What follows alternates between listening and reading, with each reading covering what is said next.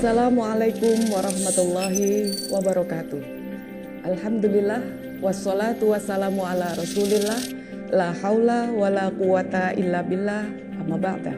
Baik sobat pelatihan, setelah kita melihat skema dari siklus pembelajaran yang tidak boleh memisahkan antara pembelajaran dengan assessment, maka kita akan lihat lebih lanjut pada karakteristik berikutnya dari kurikulum Merdeka.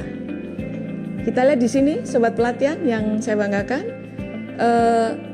Ini tadi yang saya sampaikan mengenai asesmen awal.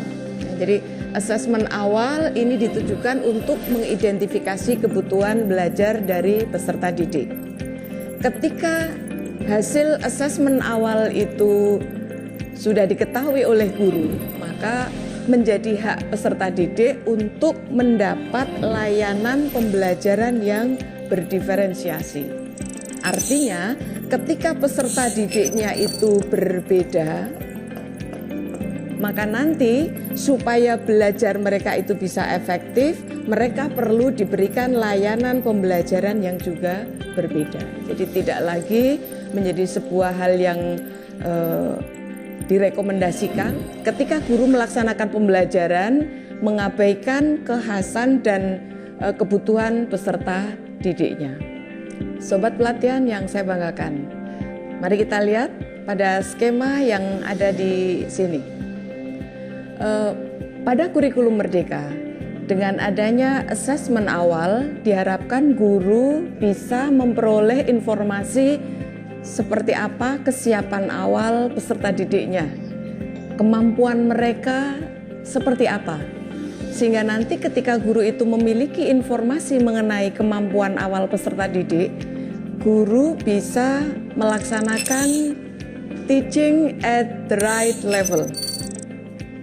Jadi teaching at the right level hanya akan bisa dilaksanakan oleh guru ketika sebelumnya guru melaksanakan asesmen awal.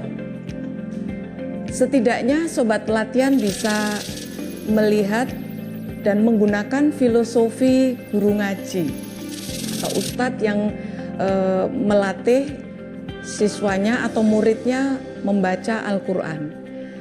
Seorang guru ngaji, seorang kiai atau seorang ustadz tentunya ketika akan melatih muridnya atau santrinya membaca Al-Quran, si murid akan dites seperti apa kemampuan mereka. Apakah dia sudah mengenal huruf hijaiyah atau jangan-jangan dia sudah bisa membaca. Ketika sudah bisa membaca, seperti apa bacaannya?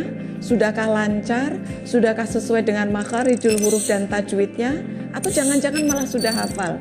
Nah, sekalipun belajar mereka itu dalam satu waktu yang sama, kita pastikan antara murid satu dengan yang lain dan ternyata kemampuannya berbeda, tindakan dan perlakuan si guru ngaji tadi pasti juga akan memberikan layanan dan kesempatan belajar yang berbeda. Itulah yang disebut dengan teaching at the right level. Nah, teaching at the right level ini berdampak terhadap adanya pembelajaran yang berdiferensiasi, sehingga kurang tepat juga ketika teaching at the right level ini tidak disejajarkan dengan adanya pembelajaran berdiferensiasi. Sering ada rekan-rekan guru yang bertanya, bisakah guru ketika sudah memiliki data mengenai kemampuan awal peserta didik, lantas dengan level yang berbeda itu peserta didik dikelompok-kelompokkan. Taruhlah sebagai contoh ada 3 level. Ada level 1, level 2, level 3. Misalnya di satu madrasah itu terdapat 3 paralel. Ada kelas A, B, C. Ada guru yang menanyakan bahwa bolehkah teaching at the right level ini dilaksanakan dengan cara siswa pada 3 kelompok belajar atau 3 rombel dengan level yang sama dikumpulkan menjadi satu.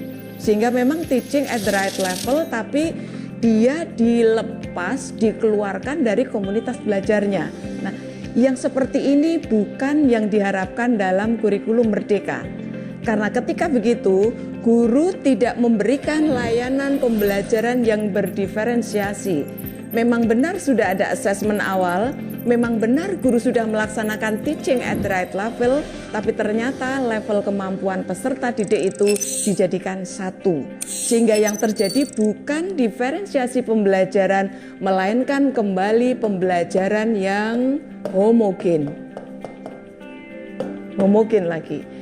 Ini nanti kalau dalam tataran yang biasa kita lihat, sering ada kelas unggulan gitu ya. Jadi anak-anak yang level kemampuannya dianggap tinggi atau melampaui temannya, entah dengan pertimbangan apapun dan hasil asesmen yang seperti apa, dia dikumpulkan dalam satu kelas, kemudian grade atau level di bawahnya dikumpulkan di kelas yang berbeda dan seterusnya. Nah, yang seperti ini bukan praktik yang diharapkan pada kurikulum Merdeka.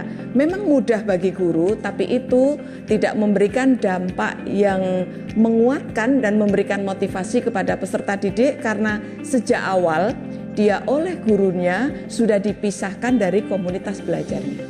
Justru yang ingin dibangun dalam kurikulum Merdeka dengan adanya paradigma baru pembelajaran adalah bahwa setiap peserta didik itu berhak mendapatkan layanan pembelajaran yang berdiferensiasi, tapi diferensiasi ini bukan dengan cara mengumpulkan peserta didik yang satu level, tapi dari luar komunitas kelasnya. Baik, nah sobat pelatihan, ketika peserta didik itu belajar untuk mencapai TP dari CP masing-masing mapel, kemudian nanti berdasarkan CP yang sudah dikembangkan menjadi TP, guru akan mendesain pembelajaran. Desain ini nantinya harus desain yang berdiferensiasi. Sehingga ini. Nah, ketika guru sudah merancang pembelajaran dengan pemahaman terhadap level kemampuan peserta didik yang berbeda dalam satu kelas dengan memberikan layanan pembelajaran berdiferensiasi, maka inilah yang disebut dengan pembelajaran namun menggunakan paradigma baru. Seperti apa paradigma barunya? Yaitu semua aktivitas pembelajaran harus berfokus, harus berpusat pada peserta didik. Termasuk ketika nanti di kelas terdapat PDPK atau peserta didik dengan kebutuhan khusus. Baik, ketika seorang guru mendapati atau ketika di madrasah terdapat PDPK, maka PDPK tersebut memiliki hak yang sama dengan rekan-rekannya dalam komunitas tersebut untuk mendapatkan layanan. Tentu saja, ketika di kelas terdapat peserta didik dengan kebutuhan khusus, asesmen yang harus dilakukan guru terhadap peserta didik tersebut adalah untuk menemukanali apa jenis hambatan belajarnya agar nanti ketika guru itu memberikan layanan pembelajaran, diferensiasi yang diberikan itu bisa dan sesuai dengan kebutuhan peserta didiknya.